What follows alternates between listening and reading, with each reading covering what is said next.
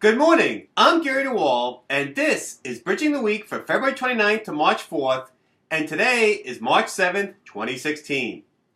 Last week, a federal court in California refused to stop the Federal Energy Regulatory Commission from seeking to affirm its July 2013 order that a bank and four of its traders manipulated electricity prices from 2006 to 2008 to benefit the bank's swap positions, while the Securities and Exchange Commission settled charges with a company, claiming the firm's hiring of relatives of Chinese government officials constituted violations of the Foreign Corrupt Practices Act.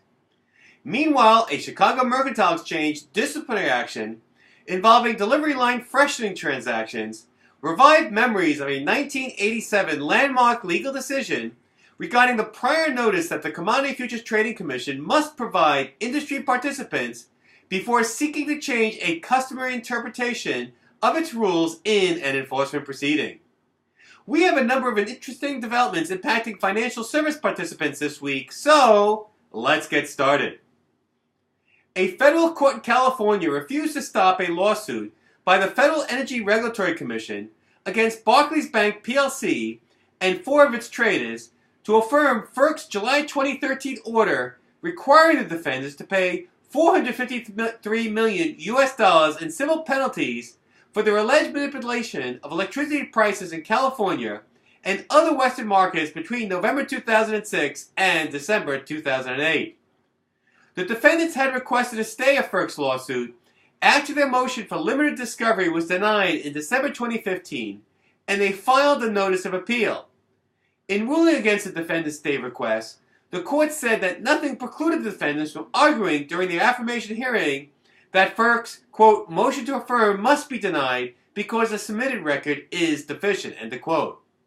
In its July 2013 order, FERC found that Barclays, Daniel Brin, Scott Connolly, Karen Levine, and Ryan Smith engaged in a manipulative scheme when on numerous occasions during the relevant time period, they trade electricity to increase or decrease the value of an electricity index in order to benefit swap positions held by the bank based on the index. In addition to civil penalties, the FERC's July 2013 order required Barclays to disgorge $34.9 million in alleged profit and interest.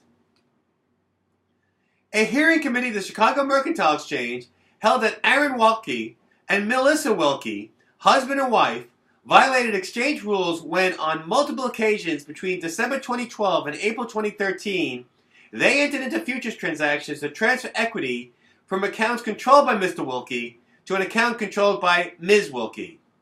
Mr. Welke was also found to engage in 42 prearranged transactions from June 1st, 2011 to August 31st, 2011 to transfer equity from his mother's account to his wife's account. As sanctions, Mr. and Mrs. Welke were each permanently barred from trading CME Group products and ordered to pay a $100,000 fine, and jointly and severally to pay $23,000 in restitution and almost $41,000 in disgorgement. Separately, Deutsche Bank Securities Inc. agreed to pay a fine of $60,000 to resolve charges brought by the Chicago Board of Trade that on 2 days in 2013, traders for the firm executed a total of 4 exchange for physical transactions that CBOT alleged were non-bona fide because they were machine accounts with common beneficial ownership. Finally, Case Gable and Zachary May each agreed to pay a fine of $30,000 and be suspended from trading CME Group products for 5 days to resolve charges brought by CME that on multiple occasions in 2012 they matched buy and sell orders for live cattle futures contracts for accounts with common beneficial ownership to freshen delivery dates. I discussed what are permitted and non-permitted freshening transactions, as well as the 1987 landmark legal decision of Stoller versus the CFTC, which discusses the importance of CFTC providing prior notice of changes in interpretations of its rules in the context of CFTC enforcement actions involving freshening in the article version of Bridging the Week on the website. Check it out. Qualcomm Incorporated agreed to pay a fine of $7.5 million to the Securities and Exchange Commission to resolve charges that, from 2002 through 2012, it provided quote-unquote things of value to foreign officials to encourage use of the company's technology in China in violation of the Foreign Corrupt Practices Act. According to the SEC, during the time, Qualcomm hired 3 relatives of officers of state-owned enterprises in China and provided other benefits, including frequent meals, gifts, and entertainment to foreign officials and their family members in order to gain a business advantage.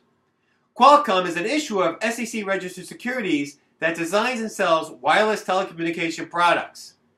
Under the FCPA, no issuer of SEC-registered securities may give, quote, anything of value to any foreign official for the purposes of influencing the official or inducing the official to use his influence with a foreign government instrumentality to influence any act or decision of such government or instrumentality, end of quote. Last year, the Bank of New York Mellon Corporation also agreed to pay sanctions of almost $15 million to resolve similar SEC allegation that its retention of 3 interns who were relatives of foreign officials constituted FCPA violations. And finally, RBC Capital Markets agreed to pay a fine of $300,000 to resolve charges brought the Financial Industry Regulatory Authority that it allegedly did not amend or timely amend information on file for its registered representatives to report unsatisfied tax liens and civil judgments. The updating is required by FINRA rules. According to FINRA, from January 1st, 2013 through January 30th, 2015, the Royal Bank of Canada Capital Markets received 71 wage garnishment orders from courts and tax authorities for 57 registered representatives. FINRA claimed the firm did not consistently investigate whether these orders would necessitate amending the individual's registration application on Form U4 to disclose unsatisfied liens and judgments. As a result, said FINRA, in 41 instances, amended Form U4s were not timely filed or filed at all as required. Last year, UBS Financial Services also agreed to pay a fine of $500,000 to FINRA for its alleged failure to update its individual registrant's personal information to disclose unsatisfied tax liens and judgments, where it also had allegedly been provided garnishment notice regarding such individuals. Well, that's it for this week's edition of Bridging the Week. As always, there's more information in each article and more articles on the article version of Bridging the Week on the website. Check it out. I'm Gary DeWaal, and until next week, have a great week, and ciao.